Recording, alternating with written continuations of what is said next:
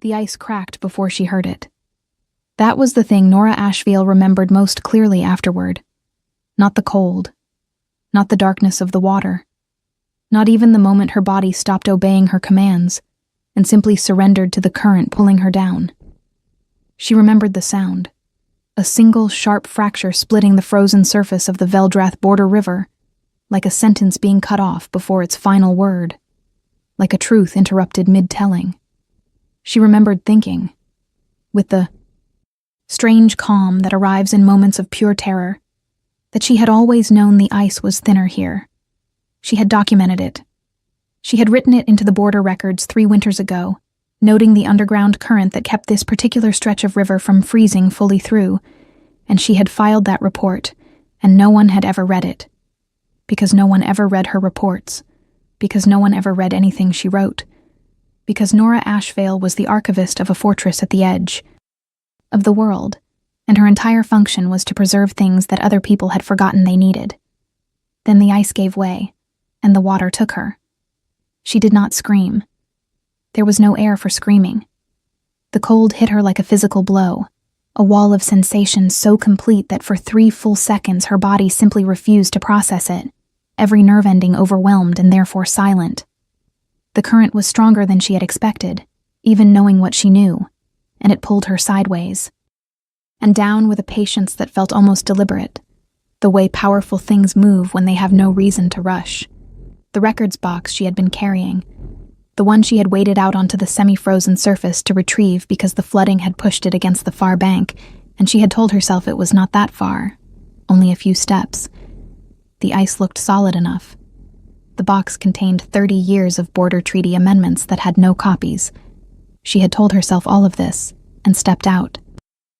Anyway, which was the most Nora Ashvale thing she had ever done in her 31 years of living, the box was gone. Released the moment she fell. She had not even noticed losing it. What she noticed instead, in the terrible clear-headed way that the body sometimes achieves when death becomes an immediate rather than theoretical concern, was the cold moving through her layers of clothing like it owned them, and the darkness of the water at this hour, and the way her fingers found nothing when she reached upward toward where the surface should have been, and the absolute certainty that she was going to die in a river she had documented, in a fortress no one important had visited in 6 years, and that it would be at least 2 days before anyone noticed she was missing, because Marin the head cook thought Nora was with the records room, and the records room assumed she was with Marin, and both were wrong, and no one would think to check the river. She had almost made peace with this, or as much peace as a woman with river water filling her lungs can make with anything, when something hit the water above her with the force of deliberate entry. Not an accident, not falling, but the controlled impact of a body that had chosen to come in. And then hands found her, large and certain and utterly without hesitation, and pulled. The air, when it came, was the most violent thing she had ever experienced. Her body seized around it, her lungs contracting and then expanding in a spasm that was closer to agony than relief. And she was aware of the riverbank beneath her back, and the frozen grass and the weight of her soaked clothing, and the hands that were no longer pulling her, but had shifted, one beneath her shoulders, and one checking her face, turning her head to the side with a practiced efficiency that suggested whoever owned these hands had done something like this before, or had been trained for emergencies of a physical nature. She coughed until she could not cough anymore. Then she opened her eyes. The Ray Alpha Cassian Veldrath was crouched over her in the snow, soaked to the chest, his dark hair flattened against his forehead by river water, and he was looking at her with an expression she did not have the vocabulary for, something between fury and something else, something she could not name, something his face seemed surprised to be doing. He had not, as far as she was aware, looked directly at anyone in the 3 days since the royal court had arrived at. Ashford kept to shelter from the winter storms that had made the mountain passes impassable. He had looked through people, past them, the way very powerful men sometimes look when the world has become mostly administrative. He was not looking through her now. "You were documented as a single archivist," he said. His voice was lower than she had expected, rougher, with an edge that suggested the words were arriving before he had fully decided to say them. The Fortress Manifest listed 1 archivist, 1 assistant, and 12 border guards. No one mentioned you had a death wish. Nora blinked water from her eyes. I do not have a death wish, she said, and her voice came out in pieces, broken by the shivering that had taken over her entire body with the thoroughness of a hostile occupation. I have 30 years of border treaty amendments that have no other copies. Something shifted in his expression, something she could not read. He looked at the river, then back at her, and for one moment he seemed to be doing a calculation of some kind, the way people look when they are deciding how much a thing is going to cost them. The box is gone, he said. I know. You went onto ice you knew was unstable for documents. They were irreplaceable documents. So are people, he said. And then he stood up, and the distance between his face and hers became the ordinary distance between a king and a subject, and something in Nora's chest registered the change with a precision that alarmed her. He turned toward the guards who had arrived on the bank and were standing with the particular rigid horror of men who had almost watched their king die pulling a woman from a river. Get her inside. Get her warm. Do not let her go back near the water. He walked back toward the keep without looking at her again. Nora lay in the snow for 3 more seconds, shivering, staring at the sky, and thought. He jumped in after me. She thought. The Ray Alpha of Veldrath, who had not left the Wound capital in 2 years and whose presence at Ashford Keep was itself a matter of significant political consequence, had gone into a frozen river for an archivist no one remembered was here. She thought, I am in extraordinary trouble. If you are enjoying this story, do not forget to leave a like and subscribe to the channel for more emotional stories like this one. Ashford Keep had been built 400 years ago by the first Veldrath king as a statement rather than a structure, which was evident. In the way it prioritized impressiveness over insulation. The walls were thick enough to survive a siege, but designed with the drafty confidence of people who assumed they would never have to actually live there long term. The archival wing, which occupied the oldest section of the keep, and had been Nora's entire world for the past 4 years, was drafts and cold stone, and the particular smell of old paper and preservation wax that she had come to associate with safety in the way other people associated safety with warmth or company. She had come to Ashford Keep directly from her posting at the Capital Registry, which she had been assigned to directly from her training, which she had begun at age 16, when the Archivist Guild had tested her and found her to have what they called a gift for pattern recognition, and what Nora privately understood to be an inability to let things go unresolved. She had been 27 when she was sent to Ashford. She had been told it was a temporary posting. 4 years later, temporary had become something else, and she had stopped asking about a transfer because the asking required the kind of visibility she had learned to be careful with, and because, if she was honest with herself, the solitude of Ashford had become comfortable in the way that a small and defined space becomes comfortable to a person who has learned not to expect more. There was no one at Ashford to disappoint her. There was no one to look through her or past her, or to remind her, by their presence and their lack of attention, that the Ashvale name was a thing people had once known and then deliberately forgotten. There was only the work, and the records, and the particular satisfaction of a system properly maintained, and she had told herself for 4 years that this was enough. She had also been told, when she asked about the gap years in the Ashford records, the sections from approximately 60 to 40 years ago, that were either missing or heavily redacted, that it was routine damage from flooding and negligence. She had believed this. She had been very busy with other records. She had been busy with the treaty amendments from the 5th reign, which were extensive and poorly organized by her predecessor, and with the border incident reports from the past 12 years, which required cross-referencing against patrol logs that had not been properly cataloged, and with the routine work of preservation and indexing that was the daily substance of archival life. She had been busy, and the gap years had been there, quietly wrong, at the edge of her attention, in the way that things that are hidden are always at the edge of attention, if you know how to look, pressing against the border of her notice without quite breaking through it. She was thinking about the gap years, wrapped in 2 blankets, and sitting beside the fire in the small room they had given her after the river, when the knock came. She expected Marin with soup. She expected one of the guards with a formal inquiry from the king's steward about what exactly had happened and whether any official record needed to be made. She did not expect the Ray Alpha himself, changed into dry clothes that were somehow still impossibly formal. Standing in the doorway of her small archivist's room with the expression of a man who had arrived somewhere he had not entirely planned to go. "You should be asleep," he said, which was not what kings typically said when they visited anyone, and which Nora's brain logged as unusual while the rest of her was occupied with standing up, which she did too quickly, and then had to grip the back of the chair to keep the room from tilting. "Your Majesty," she said, "I apologize for the incident at the river. It was a lapse in judgment that I take full responsibility for, and that will not be repeated." He looked at her for a long moment. "I did not come for an apology." She did not know what to say to that, so she said, "Nothing," which was a skill she had developed to a high degree over 4 years of solitary archival work. He moved into the room, which was too small for him in a way that was partly about the dimensions of the space, and partly about something else entirely.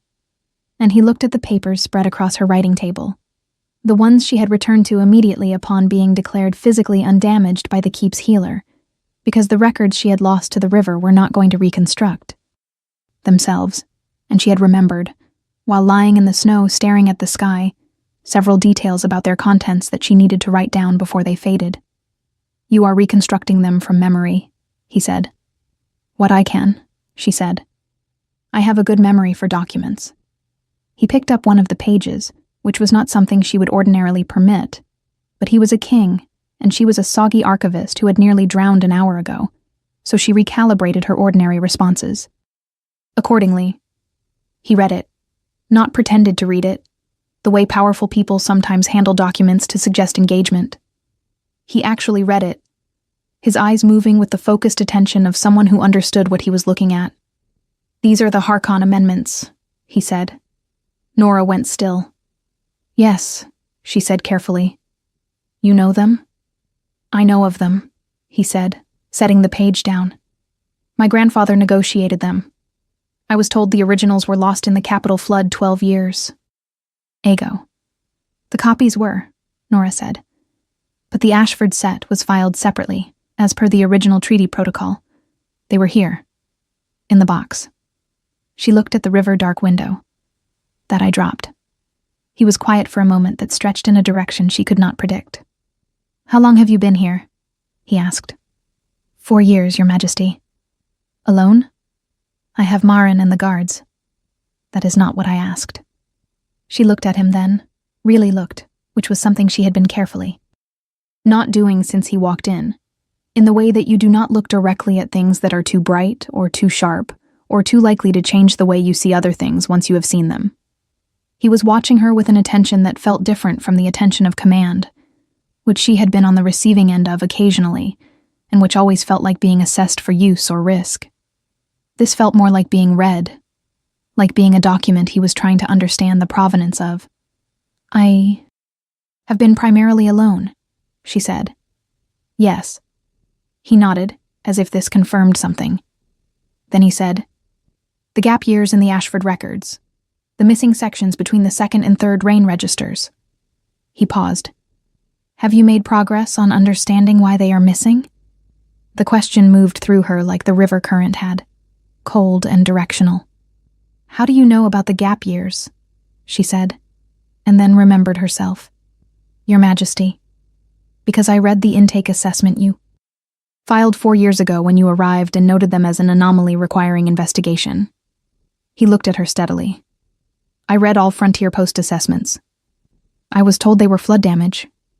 "You were told what was convenient to tell," he said, and something in his voice had changed, flattened slightly, taken on the quality of a man choosing his words with the precision of someone who has been thinking about a conversation for a long time, and is now having it. "I am beginning to think. There are several things about this posting that require revisiting." He moved toward the door, and then stopped, and turned back. And for a moment he looked less like a king than like something older and less managed than a king. Something that lived beneath the politics and the protocol. "Do not go near the river again," he said. "Not without an escort." "The records," she said. "I will have the guards search the bank tomorrow," he said. "If the box held, it may have caught on the bend. I know. That river. I know its bends." And then, before she could ask how a king from the capital knew the bends of a border river she had been stationed at for 4 years, he left. Nora stood in the middle of her small room for a long time after the door closed, listening to the fire and the winter wind outside and the particular silence of a large keep at night, and felt with absolute certainty that something had just begun that she did not yet have the vocabulary for. The royal court had been at Ashford Keep for 3 days before the storm, and they would remain for an indeterminate period after it. Indeterminate was not a word that courts or their support structures were designed to tolerate well, and Nora observed this intolerance with the careful neutrality of someone who had learned to be very good at not being noticed, while noticing everything. The court had brought with it approximately 40 people, not counting the guards, which was approximately 39 more people than Ashford Keep had hosted in the past 4 years, and the keep responded to this influx the way old structures respond to sudden weight, with creaking and strain and the slow emergence of previously hidden weaknesses. Nora's primary weakness, as far as she could determine, was the Duquesa Isolde Marin. She had known of Isolde Marin the way you know of weather systems that are currently affecting other places, as a name that appeared in documents with increasing frequency over the past 2 years. Always in proximity to the king's name, always in the context of political alliance and strategic advantage, and the kind of careful positioning that sophisticated people engage in when they are building something and have not yet decided whether to call it a relationship or a coalition. Isolde Marin was the daughter of the Duchy of Marin, which controlled the eastern trade routes, and she was 28 years old. And she had been at the capital court since she was 19, and every document that mentioned her described her in ways that made clear she was the kind of person who understood exactly how power worked and was quite good at moving within it. Nora had filed many documents about her without ever expecting to meet her. She met her on the morning after the river incident, in the corridor outside the map room, and it went immediately and precisely as Nora would have predicted if she had allowed herself to predict it, which she had not, because she had told herself that the Duquesa would have no reason to pay attention to an archivist at a border fortress, which turned out to be exactly the wrong assessment. Isolde Marin was strikingly beautiful in a way that was clearly partly architectural, a matter of how she occupied space and dressed herself and directed her attention, and partly simply a fact about the structure of her face, which was composed of lines and proportions that would have been notable in any setting. She was accompanied by 2 of her ladies, and she walked with the ease of someone who had never doubted her right to occupy whatever hallway she was currently in, and she stopped when she saw Nora with the precision of someone who had been watching for her. "You are the archivist," she said. "The one the king pulled from the river." It was not a question. "Yes, my lady," Nora said. "Nora Ashvale." "Ashvale," Isolde repeated, and something passed through her expression so quickly that Nora almost missed it. Almost. "I do not recall that name." From the capital rolls. "My family held a frontier posting," Nora said. "We have not been at the capital in some years." This was a significant understatement. Her father had been stripped of his guardian post when Nora was 8 years old, in circumstances that had been explained to her as a matter of her father's failures, and never elaborated upon, and the family had gone from court adjacent to invisible in the space of a single administrative decision. Nora had been good enough at archive, testing to earn her guild placement despite the name, or perhaps because the guild did not care about court politics in the way that court people did, which was one of the things she had always appreciated about the guild. "No," Isolde said pleasantly. "I imagine you have not." She looked at Nora with the focused assessment of a woman who was very good at calculating threats and had just decided to take one seriously. "The king was quite concerned about your health this morning. He asked after you at breakfast." Nora felt the information land in her chest, with a precision she found inconvenient. "That is very kind of His Majesty," she said carefully. "It is unusual," Isolde said, which was not the same thing at all, and they both knew it. And Isolde's smile acknowledged that they both knew it in the way that sophisticated people acknowledge shared understanding, without naming it directly. "I hope you will take better care of yourself, Archivist. The king has quite enough to concern." himself with without border accidents adding to his list. She moved on down the corridor, her ladies following, and did not look back. And Nora stood in the hallway for a moment with the clear understanding that she had just been warned, graciously and expertly, in a way that left no marks. She went back to her records room and sat down and looked at the gap years with new eyes. The gap years, she had noted in her original assessment, covered the period from approximately 42 to 68 years ago. This was the period encompassing the end of the second Veldrath reign, the interregnum of 3 years during which the succession had been disputed, and the first decade of the third reign under Cassian's grandfather, King Aldric Veldrath. The records that existed from this period in other parts of the Ashford archives were sparse but present. The records from the Border Treaty section specifically, the section Nora was responsible for, were either absent or so heavily redacted as to be functionally absent. Someone had gone through them systematically. Not carelessly, the way flood damage or negligence would present, but with intention, removing specific things while leaving others, which was the signature not of disaster, but of editing. She had noted this. She had filed it. She had been told it was flood damage. She pulled the earliest existing record from after the gap period and read it with the attention she should perhaps have given it earlier. The attention you give something when you have reason to believe it is hiding something. It was a routine Border Patrol record, unremarkable in every way, dated to the first year of King Aldric's reign. It listed the fortress personnel, the patrol assignments, the supply inventory, the usual administrative tissue of frontier life. At the bottom, in the margin, in handwriting different from the main record's scribe and somewhat faded, were 4 words. She had noted them before. She had not thought much of them. The words were, "The Ashvale bond holds." Nora stared at them for a long time. Then she began, very carefully, to pull every record from the gap year margins that she had catalogued over 4 years without reading closely enough, and she began to look for words she had not known to look for before. What do you think will happen next? Leave your predictions in the comments below.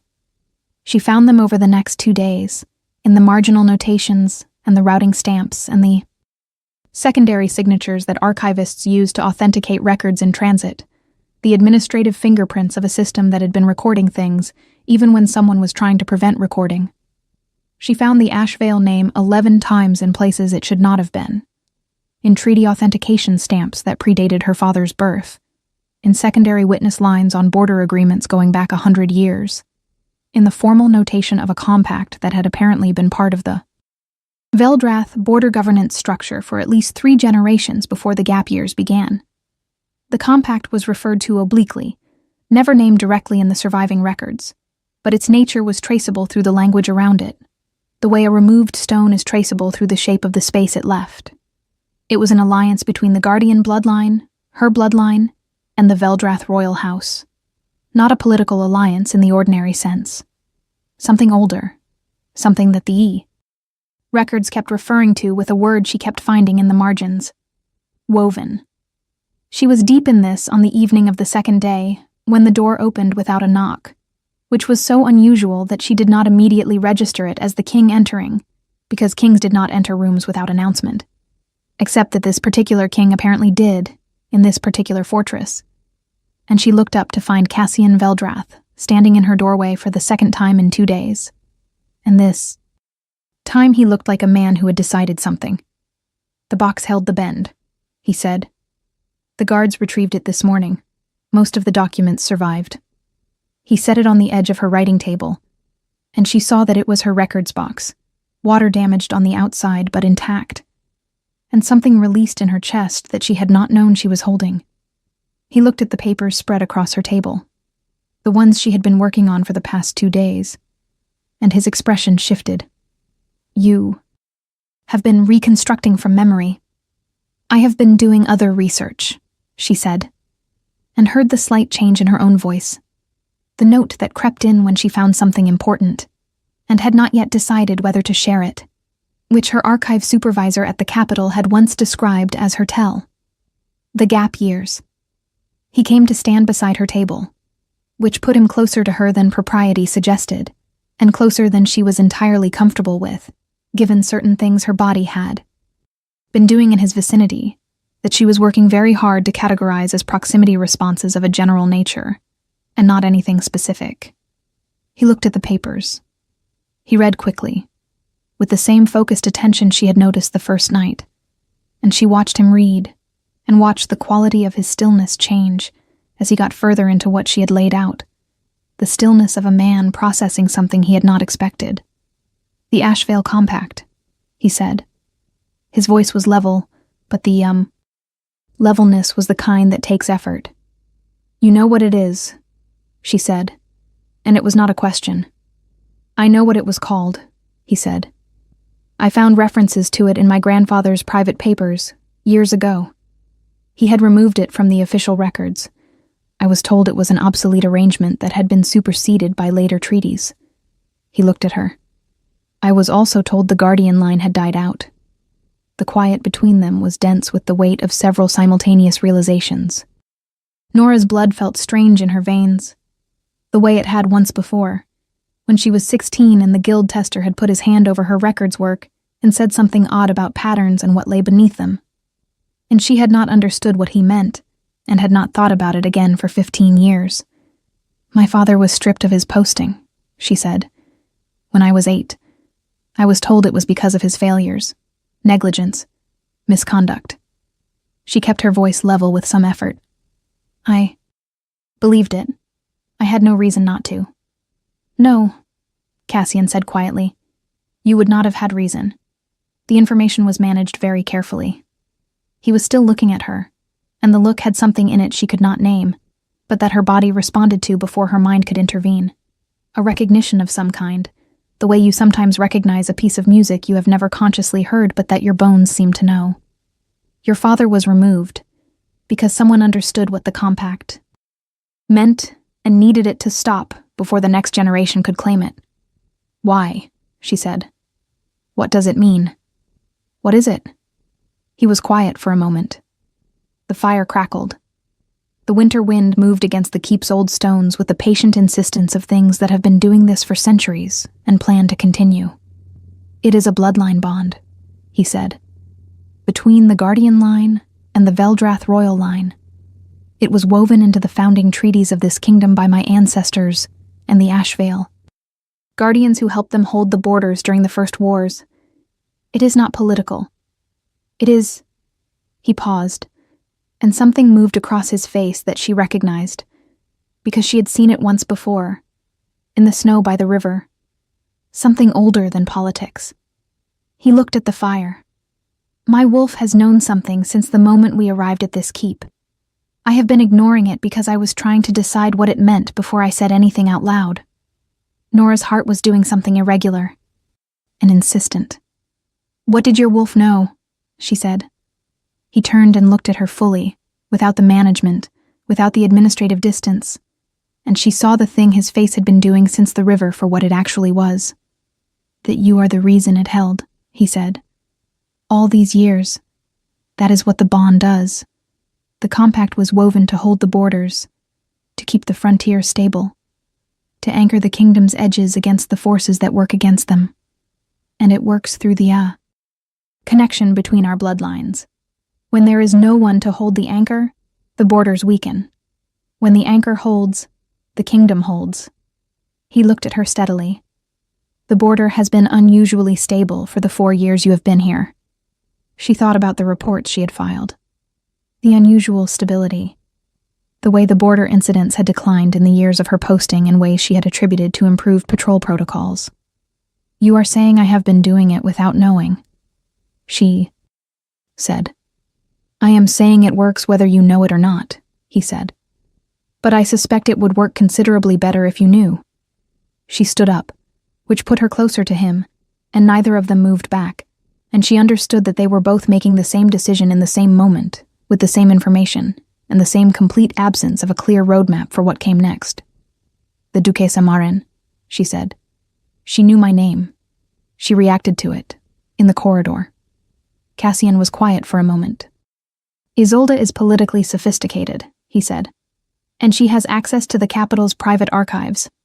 She has likely known about the compact longer than I have, which means she has known what you represent to the arrangement she has been building for the past 2 years.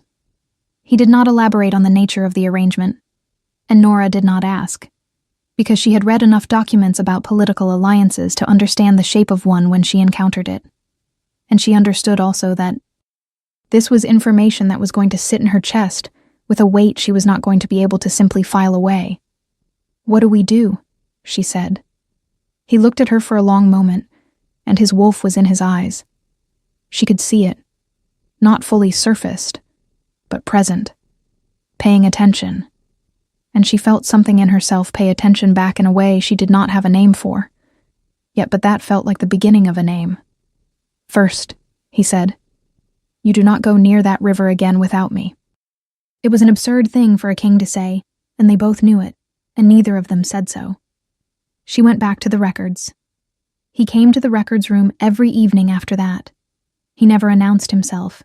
He never sent a message ahead. He simply appeared in her doorway, in the way that things appear when they have decided where they belong. And he sat in the chair across from her writing table and read while she worked, or they talked through what she was finding, or sometimes they simply occupied the same space, in a silence that was nothing like the silence she had lived in for 4 years. That silence had been the silence of absence. This was the silence of presence, which is an entirely different thing, the difference between a room that has always been empty and a room that someone has just left. She noticed, without wanting to make too much of it, that she worked better when he was there. Not because he helped, though occasionally he offered a perspective on the historical politics, of a document that was genuinely useful, having a knowledge of Veldrath court history that was considerably more intimate than anything she had found in the written record. She worked better because she was less alone, and she had apparently needed, without knowing it, to be less alone. And the realization of this was both tender and slightly mortifying. Isolde Marin noticed. Of course she did. She was not a woman who missed things that happened in spaces she considered her territory, and whatever else Ashford Keep was, it was currently a space she considered her territory, or at least a space in which she was conducting important work that depended on certain dynamics remaining stable. She made her first move on the 4th evening after the river, at the formal dinner that the king's steward had organized to give the court something structured to do while the passes remained closed. She seated herself at Cassian's right hand, which was her right by rank, and she was perfectly charming and perfectly informed and perfectly the thing she was, which was formidable. And she turned the conversation to the matter of the eastern trade routes, and the advantages of certain alliances, and the importance of making decisions that served the kingdom's long-term stability. And she did all of this with the gracious confidence of a woman who has been building towards something for 2 years, and can see her destination clearly. Nora sat at the far end of the table, where archivists sat, at formal dinners when they were included, which was sometimes, and for informational purposes. And she watched, and said nothing, and ate very little, and noticed that Cassian, for all his perfect courtly behavior, kept looking to the far end of the table with the involuntary attention of someone whose eyes are going somewhere without his full cooperation. She also noticed that Isolde noticed this. The second move came the following morning, and it was considerably less gracious. Nora arrived at the records room to find that 3 boxes of the gap year records she had been compiling had been moved. Not taken, she could find them. They had been moved to a different shelf and rearranged in a way that broke the organizational system she had been using, which was a way of wasting her time and disrupting her momentum that was expert in its subtlety. It could have been anyone. It had been done during the night when the room was unoccupied. There was no evidence. There was never evidence with this kind of thing, which was precisely why this kind of thing was so effective. She reorganized the boxes and kept working, and she noticed that her hands were steadier than she expected them to be, which told her something about herself she had not previously known, that she was not as easy to shake as someone with her history might reasonably have expected. She had spent a long time learning to be invisible. It turned out that invisibility, when you had practiced it long enough, became a kind of armor that worked in both directions. People could not reach you to harm you, but they also could not reach you to help you, and the distinction between protection and isolation was thinner than she had always believed. The third move came 3 days later, and was not subtle at all. Isolde came to the records room in person, which was itself remarkable, and sat down across from Nora's writing table with the composed authority of someone who has decided that the oblique approach has run its course. "I want to speak plainly," she said. "I appreciate plain speech," Nora said, setting down her pen and meeting the Duquesse's eyes, because she had learned a long time ago that looking away from things did not make them less real. "You are intelligent," Isolde said, "and you understand the situation. The king and I have been building something important for 2 years, something that serves not only our personal futures, but the stability of the kingdom's political relationships with the Eastern territories. That work cannot be undone by," she paused, "sentiment. I am an archivist," Nora said. "I am not building anything except a record." "You are a great deal more than an archivist," Isolde said, and something crossed her expression that was not the calculated pleasantness she usually wore. Something genuine, something that might in other circumstances have been respect. "And we both know it. The question is what you intend to do about it." Nora thought about this for a moment. "I intend to finish what I am working on," she said, "and to let things be what they are. I am not in the habit of forcing outcomes." Isolde looked at her for a long time. "No," she said finally. "I imagine you are not." She stood up and smoothed her skirts, and was Duquesa Marin again, composed and contained and very good at being what she was. "You should know that I am not a villain archivist. I am simply a woman who built carefully toward something and finds herself in an unexpected situation." She moved toward the door. "I wish you would have stayed a simple archivist. It would have been easier for everyone." "I am still a simple archivist," Nora said. Isolde smiled, and it was a real smile, tired and a little sad and entirely human. "No," she said. "You have not been that since you were 8 years old, and someone took everything from your family to keep you from becoming what you are." She left. Nora sat very still for a long time. Then she pulled the oldest record she had found, the one with the first mention of the Ashvale name, the one that predated everything by 100 years, and she read it again, and this time she understood every word of it. If you want to see how this story ends, make sure you are subscribed with notifications on. The winter claiming ceremony was not something Nora had known about when she first came to Ashford Keep. It was not something she had found in the official records, because it was not in the official records, because it was part of the older layer of the Keep's institutional life, the layer that existed in practice and custom and collective memory rather than in documents, which was a layer that Nora had somewhat underweighted in her archival work because she was an archivist and documents were her primary medium. She learned about it from Marin the cook, who had been at Ashford Keep for 30 years, and who knew everything about the place that was not written down. "It happens every year," Marin told her, over the breakfast she had started bringing to the records room in the mornings because she worried Nora forgot to eat, which was a fair worry. First full moon of deep winter, the Keep's oldest custom, goes back before the current fort, back to when this was just a border watch station. The commanding officer makes a formal declaration of the borders held, and the Keep responds. Everyone gathers in the courtyard. There is a fire. She paused. I have never seen it be much more than ceremony. But in the old records, the ones you have been reading, it was apparently more significant. The guardians used to do something. A formal acknowledgement. A weaving, they called it. Nora set down her cup very carefully. When is the first full moon of deep winter? 3 days, Marin said. And the court is still here. The North Pass will not open for at least another week, Marin said, and watched Nora's face with the careful attention of someone who has been cooking for people long enough to read. What is happening with them from very small signals? I thought you should know. Nora went back to the records, and she read about the winter claiming, with the focused attention of a woman who understood she was no longer reading about history, but about something that was going to happen in 3 days, whether she was ready for it or not. The ceremony had multiple layers, as old ceremonies always did. The surface layer was administrative.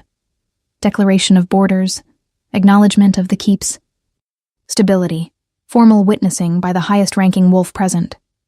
But beneath that, in the annotations and the marginal notes of the guardians who had participated across generations, was something older. The compact required a renewal. Every generation, at the first full moon of deep winter, the guardian of the border and the Veldrath blood were supposed to acknowledge the bond formally, in the old way, in the presence of witnesses. Not a claiming in the romantic sense, though the language used was sometimes close to that. A claiming in the sense of a thing saying, "I hold this," and meaning it. When the compact had not been renewed for a generation, the border had held anyway, because bonds like this did not simply stop when the people involved did not know about them, but they weakened. Nora thought about the 4 years of unusual stability. She thought about the 23 years before that, during which the frontier had been more troubled than any other stretch of the Veldrath border. She went to find Cassian. She found him in the Great Hall, in a meeting with his advisors and 2 of the border commanders, and she stood in the doorway in the way that people stand in doorways when they know they are about to do something irreversible and are deciding whether to do it anyway. He saw her immediately, which was the thing about him she had stopped trying to explain. He always saw her, in rooms full of other people who did not register her presence at all. He found her. The way you find North without thinking about it. He excused himself from the meeting without apologizing for it, which was very much a king behavior, and he came to where she was. "The winter claiming," she said, without preamble. He went still. "You found it." "Marin told me. The records confirmed what I suspected." She looked at him steadily. "It needs to happen. The compact needs renewal. 3 days." "I know," he said. "I have known since we arrived. I think in some part of myself I knew. Before we arrived. There is a reason the storms closed the pass and kept the court here." He paused. "I did not know how to explain it to you without explaining everything else at the same time. I have read the records," she said. "I understand the everything else." He looked at her, and his wolf was fully present now, not surfaced but not hidden either, looking at her from behind his eyes with the direct attention of something that has been waiting for a very long time, and has decided that waiting is over. She felt her own blood respond to it in a way that she finally stopped trying to categorize as general proximity response, and acknowledged for what it was. "The ceremony is public," he said. "The entire court will be present.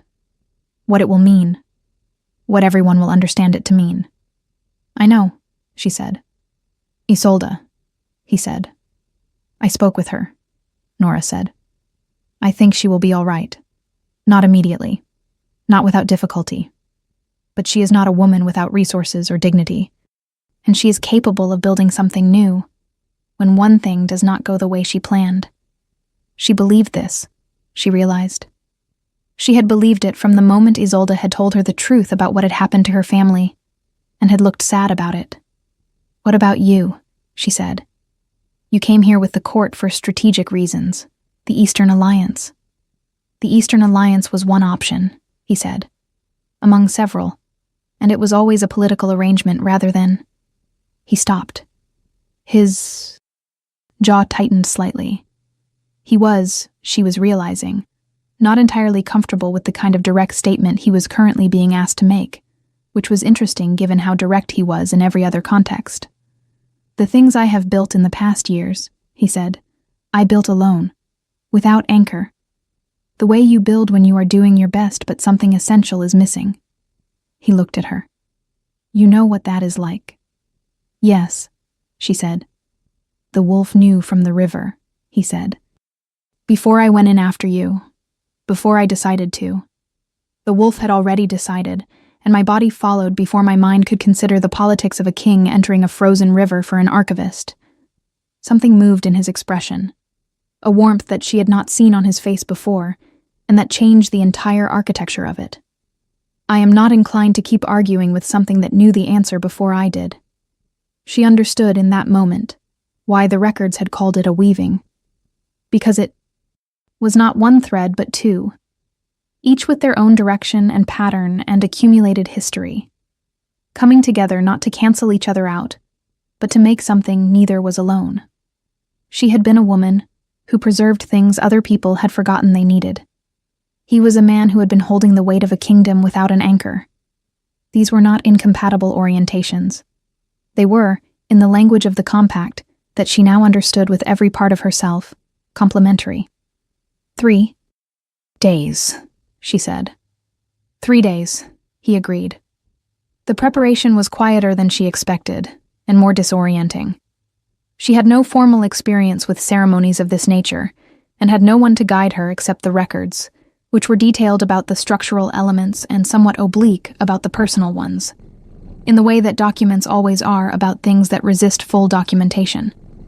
She read everything she had about the guardian role in the winter claiming. She understood that it required a willingness to be known, publicly and without reservation, which was the single thing she had been most carefully avoiding for most of her adult life. She had made herself invisible not from cowardice. She had known that, but from the learned understanding that visibility was dangerous, that being seen by the wrong people for the wrong reasons led to the kinds of losses her family had sustained, and that the safest position was the one where no one looked twice. She was going to have to let go of that. She was going to have to let everyone look, and she was going to have to meet their looking without flinching, and she was going to have to trust that what they saw, the archivist with the erased name, and the 4 solitary years, and the river water still in her memory, would be what was needed. She sat with this for 2 full days, and by the end of the second day she had stopped being afraid of it and had started being something else, something that was adjacent to ready. Cassian came to the records room on each of the 3 evenings before the ceremony, and on the first evening, they talked through the historical structure of the claiming, unpacking the formal elements with the same methodical care she gave to any document she was trying to understand, and he was patient with her questions in a way that surprised her, until she remembered that he had read every frontier post assessment she had filed, and therefore already knew exactly how her mind worked and what it needed to feel secure. On the second evening, they talked about everything else. Her father, his grandfather's decision to suppress the compact, the years of unknowing, the particular shape that absence leaves in the life of a person who does not know what they are missing. And she told him things she had not told anyone, not because she had been keeping them secret, but because there had not been anyone to tell. And he listened with the full attention she had come to understand was simply how.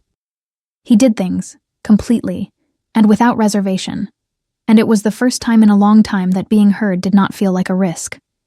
On the third evening, they sat in the firelight without talking, which was somehow more than either of the other evenings had been, and she understood that this was what it felt like to be present to someone, fully present, without the protective layer of managed invisibility, and that it was frightening, and it was also the thing she had been preserving all those documents in the hope of, without knowing she was hoping for it.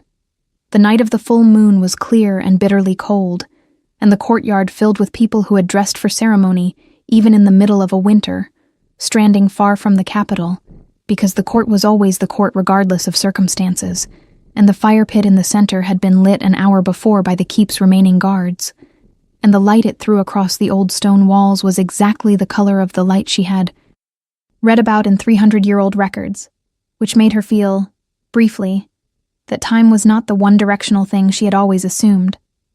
She stood at the edge of the courtyard and felt the eyes before she saw them, which was how eyes work when they carry a certain kind of weight. She found Isolde in the gathering, and Isolde met her gaze across the fire and inclined her head, the smallest and most dignified possible acknowledgement. And Nora inclined hers back. And that was the end of one thing, and the beginning of something that did not have a name yet, but that she thought, over time, might become a complicated respect.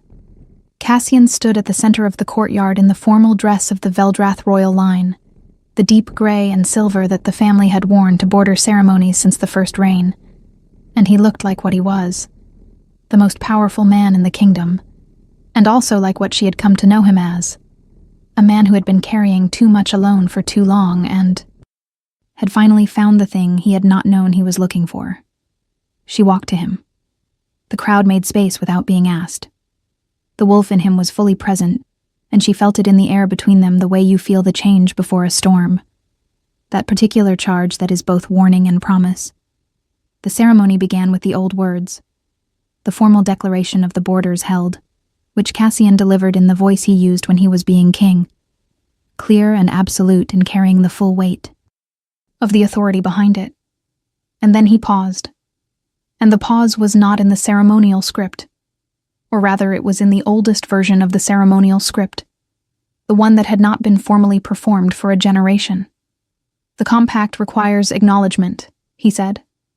His voice was still carrying, but it had changed, become something more personal, something that everyone present could understand was not just ceremony.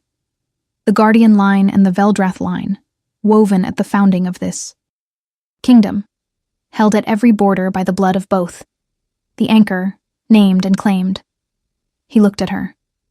Nora Ashvale, last of the Guardian bloodline, the one who has been holding the border for 4 years without knowing why, the one the wolf knew before I did. He held out his hand, the formal gesture of the compact renewal, the simple open palm acknowledgement that was in the records, and that she had read about, and that she had practiced accepting in private, so she would not fumble it in front of everyone. Will you hold? She put her hand in his. The wolf in him made a sound that was not quite audible as a sound, but that everyone present felt in their chest, a resonance. And she felt something in herself that she also did not have a word for, except that it was exactly the opposite of the feeling of the ice giving way beneath her. Not a fall, but a landing. Not a loss, but a finding. Not the silence of an empty room, but the silence of a room that has become a home. I will hold, she said. The fire went higher without anyone adding to it, which several people would mention afterward in tones of careful wonder. The night sky above them was the particular blue-black of deep winter, and full of stars in the way that clear cold nights are, extravagant and indifferent and very old. The court watched, and some of them understood what they were seeing, and some of them did not. But all of them felt it, the way you feel the settling of something that has been unsettled for a long time, the way a room feels different when a window that has been stuck open finally closes, and the warmth returns.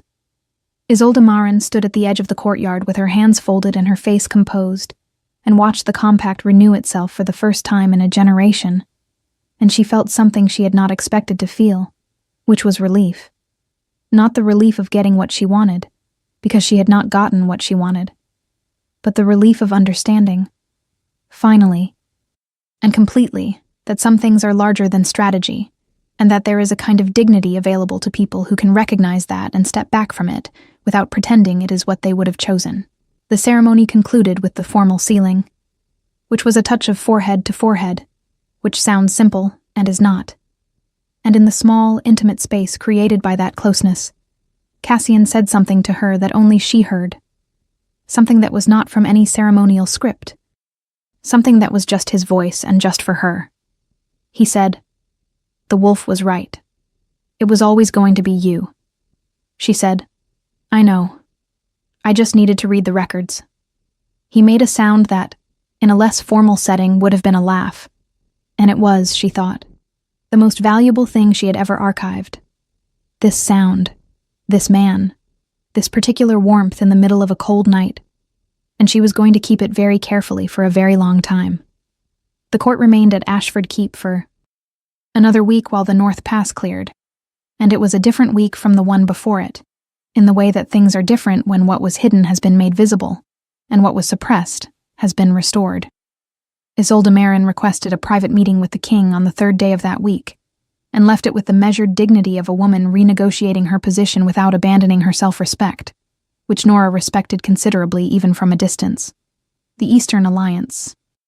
Discussion continued, but in a different form, one that was about trade routes and border agreements rather than personal futures, and Isolde, who was genuinely gifted at this kind of work, turned out to be an excellent negotiator when the personal dimension was removed.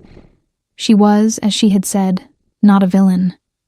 She was a sophisticated person who had been working toward something reasonable and found herself in an unexpected situation, and she adapted with more grace than Nora might have managed. In her position, Nora finished her reconstruction of the Lost Border Treaty amendments, which had survived almost entirely intact in the recovered box, and filed them properly in the reorganized gap year section she had been building. The section that now told the complete story instead of the edited one. The difference between a document and its erasure, between a history and its suppression, between what had been and what someone had decided to pretend had not been. She added the records of the winter claiming ceremony to the Ashford archive with the care she gave to every significant event, noting the date and the witnesses and the formal language used and the informal truth of it, the fire going higher, the clear cold sky, the wolf in Cassian's eyes, and the thing in herself that had answered it. All of it documented now, all of it held. She wrote a formal report to the Guild, documenting the discovery of the compact history and the gap year editing, which she flagged for a full historical review, because this was not something that could simply be filed and forgotten. It required investigation, an understanding of how the suppression had occurred and who had authorized it, and what else might have been removed from the historical record in the same systematic and careful way. She also wrote a personal letter, the first personal letter she had written in 4 years, to the Guild archivist who had been her supervisor at the Capitol, the one who had said something odd about patterns when she was 16, and she asked him what he had meant, because she thought she knew now, but she wanted to be sure. He wrote back quickly. He said he had always known. He said the Guild had always known. He said they had placed her at Ashford specifically because the border needed an anchor, and she was the one. And he was sorry they had not told her, and if she had questions, he was available to answer them. She set the letter on her writing table and looked at it for a while, and decided that she was less angry about this than she might have expected to be, because the 4 years at Ashford had given her things she would not trade, and one of the things they had given her was the particular competence of a person who has spent a long time doing important work in a place that required them to be entirely self-sufficient, and that was not nothing. Cassian sat across from her while she read the Guild archivist's letter, in the chair he had been using for the past 2 weeks. And when she looked up, he was watching her with the attention that had stopped being surprising and started being simply the way things were. Good news or complicated news, he said. Complicated news that is mostly good, she said. That seems to be the category most things fall into, he said. Yes, she agreed. She looked around her records room, at the shelves of carefully organized documents and the fire, and the winter light in the high windows, and the evidence of 2 weeks of shared occupation in the second chair and the extra cup on the edge of the writing table, and she thought about the ice cracking, and the water, and the hands that had found her without hesitation, and the wolf that had known before its person did, and the records that had been holding a story in their margins for 100 years, waiting for someone to read it closely enough. She thought about her father, who had been removed from this place before she could remember it, who had spent the rest of his life carrying the weight of a fall he had not deserved and had never been told the real reason for. She thought about the 8-year-old girl who had watched everything certain become uncertain in the space of a single administrative decision, and had decided, without anyone teaching her to decide this, that the safest thing was to become the kind of person nobody needed to notice. She thought about 4 years in a keep at the edge of the world, preserving the records of a kingdom that did not know she existed, holding a border she did not know she was holding, being essential in a way that had nothing to do with being seen. She thought that there was a word for this, in the old language of the compact, a word that meant the thing that holds without knowing it is holding, the root that keeps the tree standing through storms that never reach it, the anchor that feels nothing of the drag it resists. She thought she had been that word for a very long time without knowing it had a name. She had been a keeper of things other people forgot they needed. She had been, it turned out, one of those things herself. The pass is open tomorrow, she said. Yes, he said. The court returns to the capital. Yes. She met his eyes. I have a great deal of archived material that belongs in the Capitol Registry, she said. Materials that require proper housing and review. It would be professionally appropriate to accompany them. The corner of his mouth moved, the expression she had catalogued carefully over the past 2 weeks, the one that was his version of a smile, and that she was fairly certain most people at the Capitol Court had never seen. "Professionally appropriate," he said. "Comprehensively appropriate," she amended. "Then I will have the transport arranged," he said, "for the archival materials and their keeper." She looked at the gap years, neatly organized now, their secrets documented and filed and no longer secret.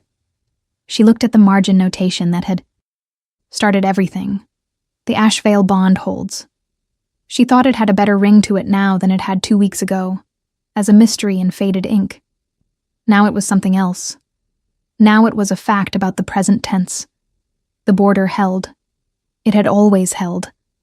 And now it held with the full understanding of the one holding it, which made it, in the old reckoning, hold better than it ever had. That was what the records said. She believed the records. The records in her experience were always trying to tell. Use something, if you read them closely enough, and let them. She began packing the archive boxes with the focused care she gave to everything important.